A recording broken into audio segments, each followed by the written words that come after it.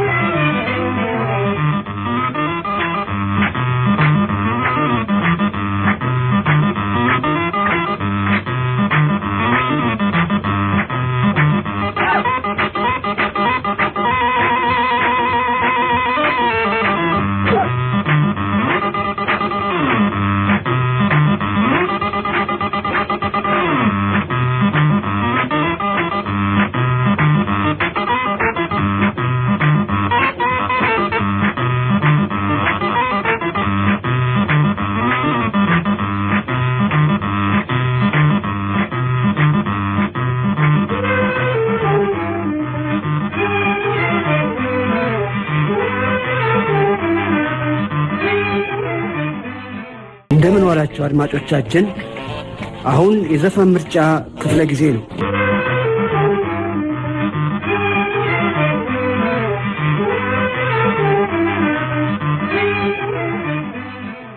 አሁን አንተ አንድ ጮኛ አለች። እኔ አላውቅም። በደብዳቤ ነው በደብዳቤው ፖስታ ታሽጎ ነው የሚመጣው። ያን ከፍቼ ነው የማነበው እና አንድ ስንት ጧት ሰኞ ጧት ይመጣል ተሰብስበው ሰዎች። ማን ነው ለጮኛ የመረጠላት? እኔ ምን አውቃለሁ? ምን አውቃለሁ? ደብዳቤ ሆነ ማን ነው እኮ የሰጠው? እሺ እኔ አላውቅም። በፖስታ ቤት በኩል ነው የመጣው። እንዴት አታውቁም እንዴ? በምን ልወቀው እንዴ?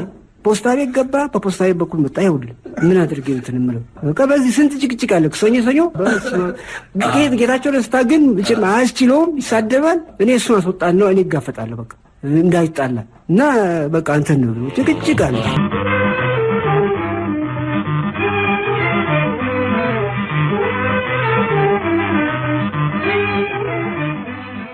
ሮብ ማታ አቶ ከሌ ለወይዘሮ ከሌ ምናምን ብሎ መርጧል። ያን አስኬድኩ በኋላ መጣ ጌታዬ ጠዋት ሰኞ ጠዋት የት ነው የዘፈን ምርጫ ክፍል ባንዳ ገቡ። ጠነስተልኝ አንተ እንዴ አለ። አዎ እኔ ነኝ። አንተ ማን ነው ለባለቤት ዘፈን የመረጠ? በል ተናገራኝ እንዴ። የማን ባለቤት? የኔ ባለቤት እኔ አላውቅም እንዴ። እኔ ምን አይታቃቸዋለሁ እንዴ? እንዴት ይታቃቸዋል? ስሟን ጠርተህ ይኸው ማታ ጥላ ሄደች፣ ቤቱን ወጣች። ምን አውቃለሁ እኔ? አለቃ የለም እንዴ?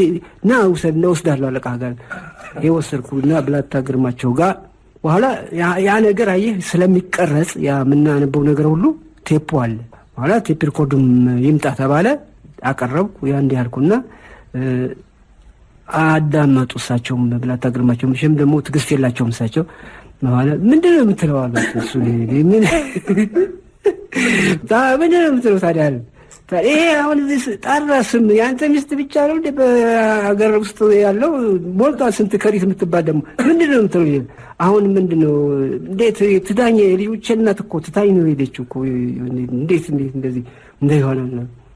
እሺ አንድ ዘዴ እንግዲህ አንድ ነገር እፈጥራለሁ አልኩ እና እንትን ላለው አንድ ዘፈን ለሁድ እመርጥላቸዋለሁና እንዲስማሙ አደርጋለሁ አልኳቸው ለብላታ። ስራቸው እስቲ እንግዲህ በላ ሞክረ ግድ የለም እንደው አደራ አሉና ኮሎኔሉም ተነስተው ሄዱ።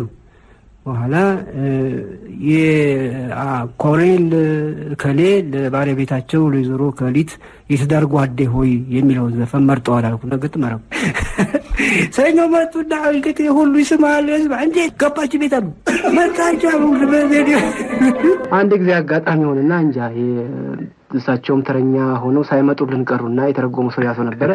አንድ ከሌ የሚባል ነው በውጭ ሀገር በውጭ ዓለም ውስጥ ነው እንደዚህ ሞተ ተገደለ የሚል ነገር ክልክል ነው። አይ ነገር ለምን ይሄን ፖለቲካ ይባላል እና ተከልክሏል። ያን ዝም ብለን እኛ እንዳገኘን እንደው አነሳውና ብቻ ነበርኩ። በመስተዋት እጃቸውን ይዘረጉብኛል። እኔ ደግሞ እንግዲህ ቀጥል ማለታቸው እየገለበጥኩ ወረቀቱን ዝም ብዬ አነባለሁ።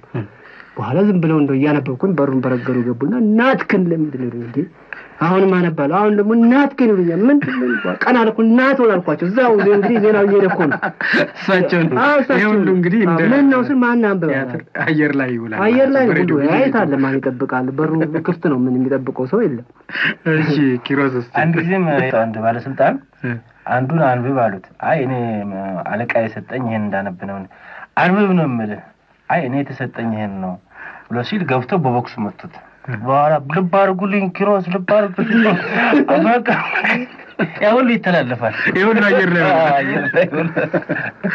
ጥንቃቄ ጥናት አልነበረም ማለት ነው ገና በጀመረ ነው የለውም ምንም የለውም እንደዚህ በመናነብበት ጊዜ ቁጭ ብለን ስናነብ ጣራው ክፍት ነው በጣራው በኩል ዝናብ እየተንጠባጠበ በእግራችን ውስጥ ሁሉ በረዶና ውሃው እየወረደ ነው እንትምንለው እንጂ ምንም የሚጠበቅ ነገር የለም እሺ በቅርብ ጊዜ ወዲህ እንደዚሁ አጋጣሚ ሆኖ እንደ አንዳንድ ማስታወቂያዎች በቴፕ እየተቀረጹ ምን ይያሉ ይሰሩ ነበር ታዲያ አንድ ባለስልጣን አዲስ ተሾሙ መጡና አንዳንድ ወሬ የሚያረሙሳቸው ናቸው ማስታወቂያ የሚያረሙሳቸው ናቸው እንግዲህ የሳሙና ማስታወቂያ አለ ሳሙና ማስታወቂያ ምንድነው የፊሊዶሮ የሚባል ማስታወቂያ አለ ያቺ የዶሮ ምልክት ያለበት የዶሮ ድምጽ ያለው ነው አንደኛው ደግሞ ባትሪ ድንጋይ ያለ የድመት ድምጽ ያለው ነው ያን ያስከዳለን እሳቸው ወደ ምሳ ሄደዋል እኔ ተረኛ ነበርኩ አንባቢም በዛም ደግሞ እንደዚሁ አስፈጻሚ ነው አሁን ይባላል በዛን ጊዜ እንግዲህ ተጠባባቂ የሚባል ነገር ነው ወሬው እንደጨረስኩኝ ያችን ማስታወቂያ የመጀመሪያው ማስታወቂያ ዶሮ ኩኩሉ አለ ሲጮህ ጊዜ ያ ማስታወቂያ አስከድኩና ስልክ ተደወለ ምንድነው ይሄ የምትሰሩት ስራ ሲሉ እንደገና ደግሞ ያው ባትሪ ድንጋይ ድመቷ ደግሞ እንዲሁ ሚያዋለች እሺ አሁንም ደግሞ ደገማቸው ምንድነው የምታረጉት አረ የለም ይሄ ማስታወቂያ አይ ማስታወቂያ ጣቢያውን በሩን ከፍታችሁ ለቃችሁ የዶሮና የድመት መፈንጫ ታረጉታላችሁ እዛቸው ማስታወቂያ ማለት መጡ ሲሮጡ ከዛ እንዳትጠውጣ መጡ እና ደግሞ ከደሞዝ ነው የምትቆረጠው ለምን እንዲያረኩ በሩን እንዴት ከፍታችሁ ተለቃላችሁ ማንንም ሲሄድበት ዶሮና ድመት ሲጫወቱበት አረ የለም ማስታወቂያው ነው ሄደ ማን ነው እንዲያደረገው የክፍል አለቃችን እንደዚህ ናቸው አንተም ሆነ የክፍል አለቃ ሞላ 50 ትቀጣላችሁ ዶሮ እያስገባችሁ የምታስጨውበት ከዛሬ ጀምሮ እንደ ዶሮ ድምጽ እንዳትሰማሩ ያ ማስታወቂያ በዛው ቀረ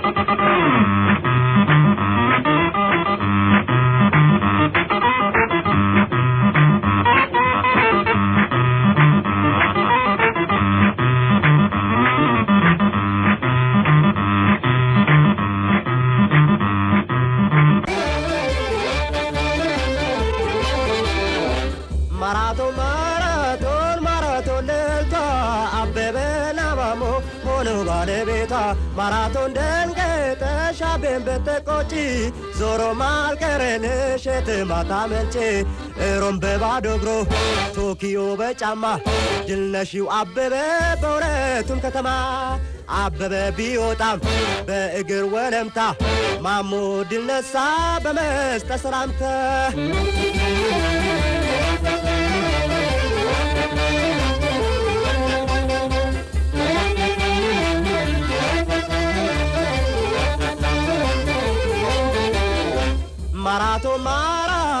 ማራቶን ለቷ አበበና ማሞ ሆኖ ባለቤቷ ማራቶን ደንገጠሽ አቤን በትቆጪ ዞሮ ማልቀረንሽ የትማታ መልጬ እንኳን ደህና መጣ መቶ አለቃ ማሞ የብር ሜዳይና የወርቅ ተሸልሞ የሜክሲኮ መንደር ሰጥማ በላቦት አምጣ ወለደች ማሞን በድንገት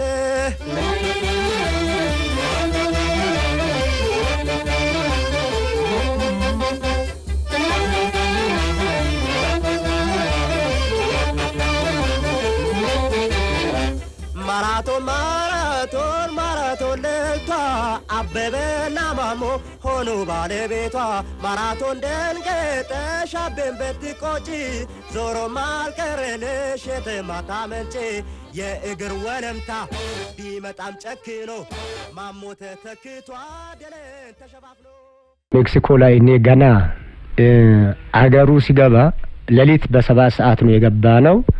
ጠዋት ስንወጣ ልክ አገር ኢትዮጵያ ውስጥ ያለው ተመሰለኝ።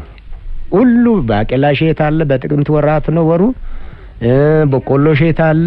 ይሄ እውነት ኢትዮጵያ ያለ ነው እንጂ ሰው ሀገር አይደለም ብዬ እኔ በበኩሌ ልጆች ሁሉ አጫወት ነበር። እሸት ሁሉ ምን ሁሉ አተር ለምሳሌ አተር እሸት ሁሉ እየበላን ነው። በእውነት ደስ የሚለኝ ሜክሲኮ ላይ አበበ ውድድር እንደጀመርን ምን አለኝ 10 ኪሎ ሜትር እንደው ማሟለን ወይ ያልኩት እንዴት ነው እግሬ ደንዘዝ ለኔ ይፈልጋል እና እግሩን ያመው ነበር። እግሬን ደንዝዞኛል።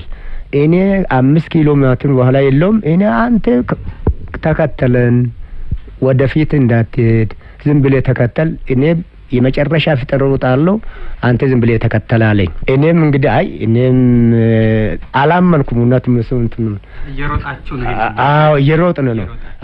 እንዲህ ስንነጋገር ተደናግጦ ፈረንጆቹ እርስ በርሳቸው እነሱ ማውራት ጀመሩ። እኔና አበበ ስላወራን እና ከ5 ኪሎ ሜትር በኋላ ልክ 15 ደርስ መውጣቱን አላየውም። እኔ አበበ ብቻ እንዲህ ብሎኛል፣ እግሬ ደንዝዞኛል፣ ተሰምቶኛል፣ እንዳትለቃቸው አለኝ። እኔም እሱም ይወጣል መሰለኝም። ወዲያውኑ ኦኔን እስከነንና ንጉሴ ሮባ መጡና ማሞ አሉኝ። በሚሮጡበት ጊዜ አበበ ወጥቶ በአምቡላንስ ሄዷልና ዛሬ ለኢትዮጵያ ጥሩ ስራ ባክና አለኝ። ይሄን እስከነን እና መውጣት ይሄን ጊዜ ሲሰማ ትንሽ መደንገጥ ተሰማኝ። ከዛ በኋላ አበበ ሲወጣ እነዛ ፈረንጆች የመጨረሻ ልክ ያሸንፉ መስሏቸው በረሩ ፍጥነታቸውን ጨምረው። እኔም እነሱን ዱካ ባለመልቀቅ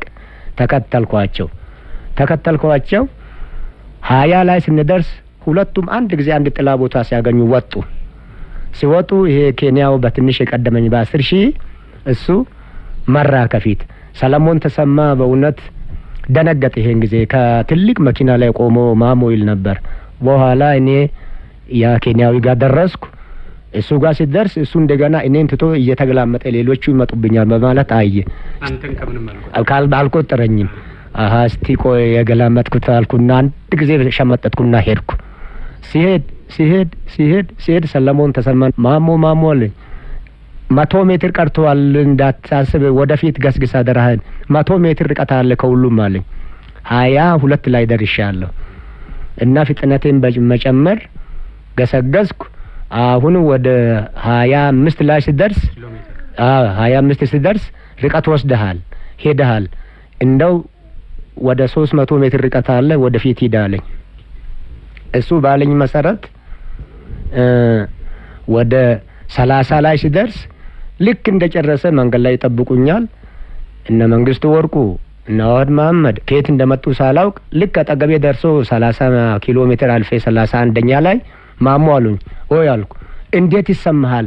ምንም አታስብ፣ እንዳትወቀስ ብለህ ብትሄድ ምንም የሚደርስብህ ሰው የለም እና ወደ 400-500 ሜትር ርቀት አለ እንድ ብሎ እንደተናገሩ ቢቢሲ የሚለው ላይ ተጻፈ። ማሞ ወልደ ኢትዮጵያ 3 ሚኒት ምን እንደያለ 3 ደቂቃ ርቀት ይመራል ኢትዮጵያዊ ማሞ ወልደ ብሎ ያ ቢቢሲ ሬዲዮ አጠገቤ ላው ላይ ቢቢሲ ይላል።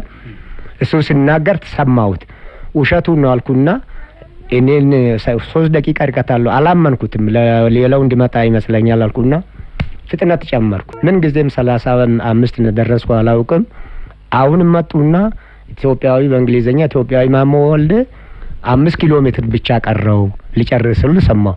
እየተቃረቡ ህዝቡ ግራና ቀኝ ምን ጊዜም ደረስኩ 40 ሲደርስ ኢትዮጵያኖች በሙሉ እዛ አገኘኋቸው። አሁንም እዛ ኢትዮጵያኖችን አገኘው። ከዛ በኋላ ስቴዲየም ሲደርስ አንደርግራውንድ መሬት ነበረች። በዛ መሬት ብቅ ስል ህዝቡ በሙሉ ተነሳ። ህዝቡ ከመሬት ሲነሳልኝ ግማሽ እና ክሩን በጥሼ እንደገባው ዝም ብዬ ዞርኩ ሳልወርቅ ሰላም እያልኩ ለህዝቡ። ግማሹ የአንገት ሐብላቸውን የእጅ ሰዓታቸውን ባርኔጣቸውን በሙሉ ይወረውሩ ነበር። ያን ጊዜ ፖሊሱ ሰበሰበና አንተና ያንተ ነው ጊፍት ነው ብሎ ሲነግረኝ አንድ ነገር አልወስድም ብዬ አንዲት ባርኔጣ ብቻ ወስጄ ሰላም አልኩና በዚህ አይነት ነው ያሸነፍኩት። ባለፈው መንግስት በዚህ ባደረከው ውድድር አሸናፊ የሆንክ ስትመጣ ምን የተደረገልህ ነገር አለ? እንደው ትዝ የሚልህ የምታስታውሰው ተስፋ የተሰጠህ ነገር ነበር? ተስፋ እርግጥ ንጉሱ ጋር ቀርቤ ምን እንርዳሉኝ፣ ግርማይ ሆይ የከተማ ያለው ጭሰኛ ነኝ፣ ከጭሰኝነት አውጡኝ፣ ቦታ ይስጡኝ አልኳቸው እና ልክ ጫማቸው ላይ ሲወርቅ ውሻ ጆሮዬን ትልሰኝ ነበር። ብጠብቅ ያው ነገ ተነጎዳ ያው የዛሬ ወር እገሌጋ ነው እያሉኝ ያው እንደምታውቁት ጊዜያቸው አከተመች። ለባለቤቶ ለሻምበል ማሞ ወልዴ ንጉሱ ርስት እንደሚሰጡ ሲገለጽ ምንድን ነበር እርሱ የተሰማው? እልል ብለዋል ይላል እሱ። በጣም ደስ ብሎኝ እልል አልኩኝ። ተጨሰኝነት ተላቅቅ ያለሁ ብዬ እልል ብዬ ነበረ። በጣም ተደስቼ ባልንጀሮችም ጓደኞችም ጎረቤቶችም በቅርብ ያሉት እንኳን ደስ አለሽ የደስታ መግለጫ ሰጡኝ። እኔም ደግሞ በጣም ደስ ብሎኝ እልል አልኩኝ። እዛ በኋላ ሲቀር ተሰማሁት። እሱም በጣም ቅር ይለው። ዋናው ቅር የሚለኝ ለባለቤቴ መንገሬ ነው። እሱማ ቅሬታማ መቼስ ምን ይጠየቃል። እሱም ራሱ ሁልጊዜ ሲሄድተው እባክህን ይቅርብህ፣ ምንም አይደለም፣ በዚህም እንኖር፣ ጭሰኛም ብንሆን ምንም ቢሆን የላብህን ፍሬ አፍስህበት ይችኑን የወፍ ጎጆ የምትመስለዋንም አጠልለናል፣ ይበቃናል። የበላይ ያሸንፋል፣ የበታች አያሸንፍም። ያስሩሃል ተጭራሹም ፊት ለፊት ባስሩህ ለስራ ምክንያት አዘናዋል ብሎ አንድ ሁለት ቀንም ቢያስቀምጡ አንተ ትጎዳለህ፣ ይቅርብህ።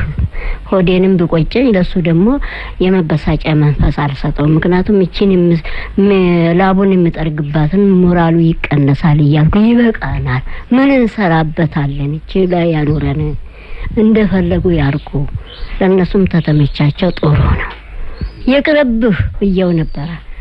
እሱ ግን መቼም በመጣ እንደው አይ ላንቺም ነግሬሽ እንደው መቼስ ተደስቼ ነበር፣ ይሁን ብቻ ዚያር ይቀበለው እያለ በመናገርበት ጊዜ እኔም ተስፋ አትቁረጥ፣ ምንም አይደለም፣ የሰው ልጅ ቤቱ 3 ክንድ መሬት ናት፣ እንኳን እቺን አገኘን፣ መርዶ መሆን ነው፣ ተወርወር መርዶ ተተረፍን፣ ይበቃናል፣ ጭሰኝነትም ቢሆን ይበቃናል፣ ምንም አይደለም ብዬ እያበረታታሁት ቅርም ብለኝ ምንም ለማድረግ አይቻልም።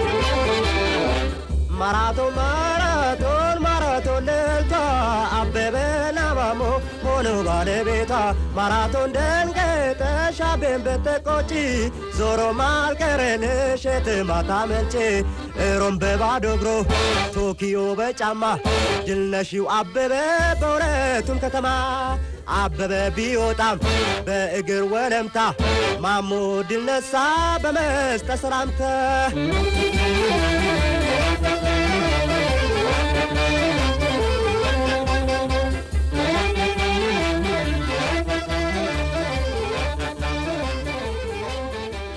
ፖሊስና እርምጃው ጋዜጣ መጀመሪያ በአዘጋጅነት የጀመርኩት እኔ ነኝ።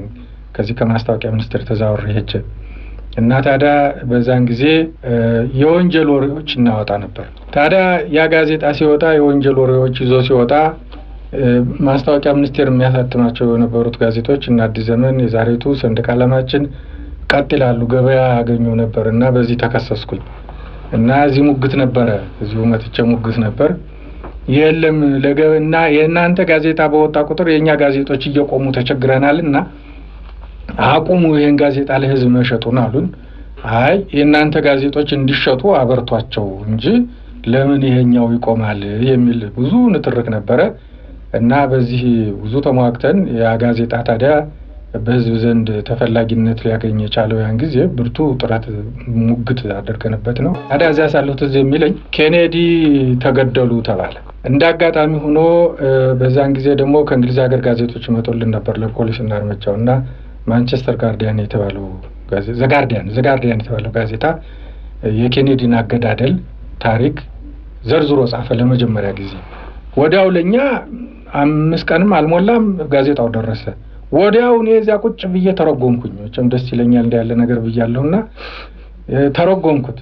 ተረጎምኩና በፖሊስና እርምጃው ጋዜጣ ለማውጣት ወደዚህ ወደ ማስታወቂያ ሚኒስቴር ለምርመራ ክፍል አመጣ ነው እና ሲመጣ እንዴ ይሄማ እንዴት ተደርጎ አንደኛ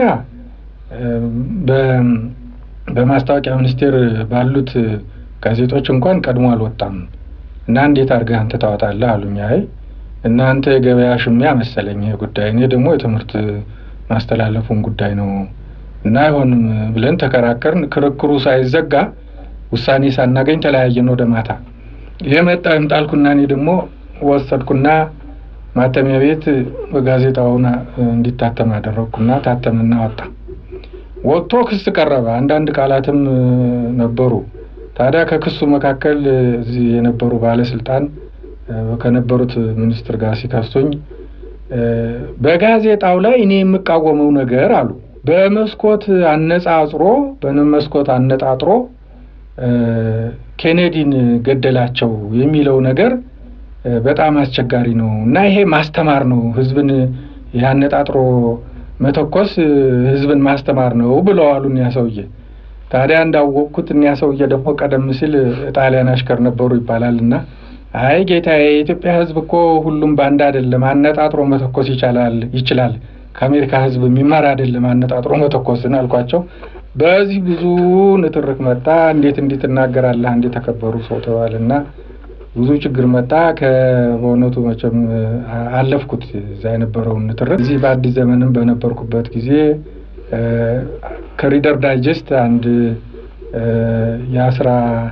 አንድ 12 ልጆች የነበሩት አንድ አረብ መስፍን ነበረ። የ12 ልጆች አባት ብዬ ተረጎምኩና በአዲስ ዘመን ጋዜጣ ወጣ። ያ ወደ ላይ ሄደና ወደ ላይ ደርሶ የ12 ልጆች አባት ብሎ ያለው እንዴት ነው ይሄ ነገር ይብራራ፣ 12ቱም ሚኒስትሮች መሳደቡ ነው እና አይሆንም ተባለ። አረ እዚህ ውስጥ ሚኒስቴር የሚል ነገር የለም ልጆች የሚል ነው ቃሉ ይነበባል። በዚህ ብዙ ንትርክ መጣ። በኋላ እዚህ የነበሩት ባለስልጣንም ተጠይቀውበት ኑሮ ወደ ላይ ብዙ ቁጣም ግልምጫም መጥቶ እኔም ያንን ቁጣና ግልምጫ ተቀብዬ ሁለተኛ እንዲህ ያለ ነገር እንዳትጽፍ ተባለ። እሺ ብዬ ሄድኩኝ። እንደገና ደግሞ እኔም አላርፍም እንዲሁ የዚህ ምክር ቤት የፓርላማ ጉዳዮች ተጀምሮ በነበረ ጊዜ የፖለቲካ ወግ ብለን ከጋዜጣው አዘጋጅ ጋር እንዲሁ አንድ ሚስጥር አድርገን አተም ነው። ያ ደግሞ እንዲሁ ብርቱ ንትርክ አመጣ። ታዲያ ያንን የጻፍኩት አንዳርጋቸው ማሞ በሚል ስም ነበር፣ በልጅ ስም ነበር።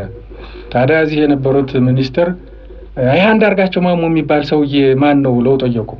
አረ እንደው በፖስታ ያመጣልን አርቲክል ነው ብለው መለሱላቸው።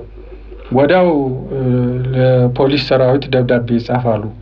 አንዳርጋቸው ማሞ የተባሉ ሰውዬ በጋዜጣ እንዲወጣላቸው አንድ አርቲክል ልከውልን እኛም በዝንጋታ ምክንያት በጋዜጣ አውጥተን ነበርና ሰውየው ባሉበት አካባቢ በፖሊስ ተፈልገው እንዲመጡልን ብለው ጻፉ። እኔም እዚህ አጠገባቸው ነው የነበርኩት። ነገሩ ከበረደ በኋላ አይደለም እንዲህ ነው የነኝ ነገሩን የጻፍኩት ብዬ ሁለተኛ እንደው በጋዜጣ እንዳትጽፍ የሚል ነገር መጣ። ትንሽ ቆይቶ ተሻሪያ ጉዳይ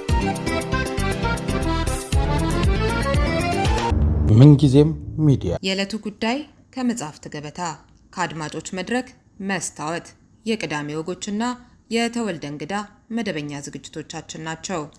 703-475-6309 ስልካችን፣ ምንጊዜም ሚዲያ @gmail.com የኢሜል አድራሻችን ነው። ሰብስክራይብ በማድረግ ቤተሰብ ይሁኑ። ምንጊዜም ኢትዮጵያ